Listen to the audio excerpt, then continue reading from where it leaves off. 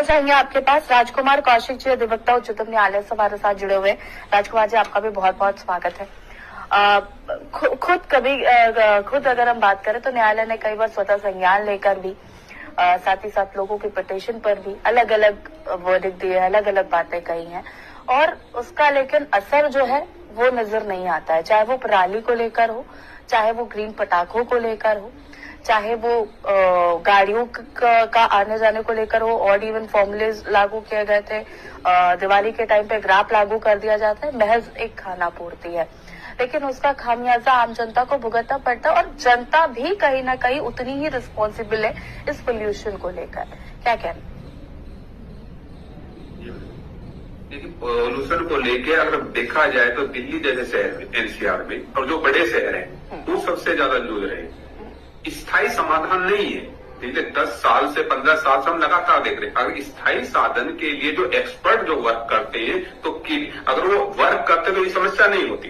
अब आपको उदाहरण देते हैं कि हमने गाजियाबाद को पोल्यूशन इंडस्ट्रियों को अनऑथराइज लेके हजारों इंडस्ट्री को बंद कराया। मॉनिटरिंग हाईकोर्ट उसको कर रहा था, और वो अधिकारी एक करप्शन का खेल हो गया, और उसमें एफिडेविट फाइल किए जाते हैं हाईकोर्ट में कि इंडस्ट्री बंद कर दी गई है, लेकिन पुनः संचालन हो जाता है। मेंबर ऑफ सेक्रेटरी ऐसे वहां पे एफिडेविट फाइल करते हैं। मेन ये है कि हाईकोर्ट, सुप्रीम कोर्ट इस पे कार्रवाई समय समय पर कर रही है, लेकिन मैंने स्थायी समाधान, अब मैं उस पर आपका ध्यान कहते, जितने भी बड़े शहर है, हम दिल्ली एनसीआर को लेके चलते हैं, अगर स्थायी समाधान पोल्यूशन को लेके कैसे हो, मेरी जो थिंक है, दिल्ली एनसीआर के क्षेत्र में जो 100 किलोमीटर एरिया है, इसको आप ग्रीन बेल्ट और झीलों का शहर बना दीजिएगा, और जो हैवी इंडस्ट्रियां हैं उनको यहां से शिफ्ट कर रहे हैं, क्योंकि रिवेन्यू दिल्ली शहर को बहुत ज्यादा आपको मिल सकता है। हैवी इंडस्ट्री से वैसे भी रिवेन्यू काफी आ जाएगा।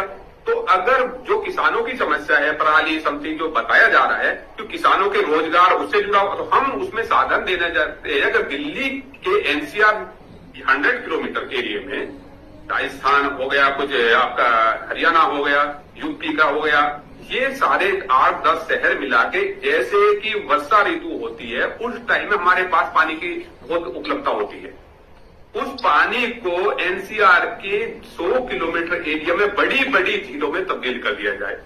पर्यावरण के लिए वहां पे टूरिस्ट स्थल बनाए जाए, और उसमें मछली पालन, बड़े बड़े क्षेत्र होंगे ना, वे पर्यटक क्षेत्र होगा, वो घूमने के लिए लोग आएंगे वहां पे, आपकी किसानों की, वहां के लोगों का रोजगार भी मिलेगा। वो एक स्थायी समाधान है। और दूसरा ये लीजिए, व्यक्तिगत रूप से अगर इमीडिएटली हमको चाहिए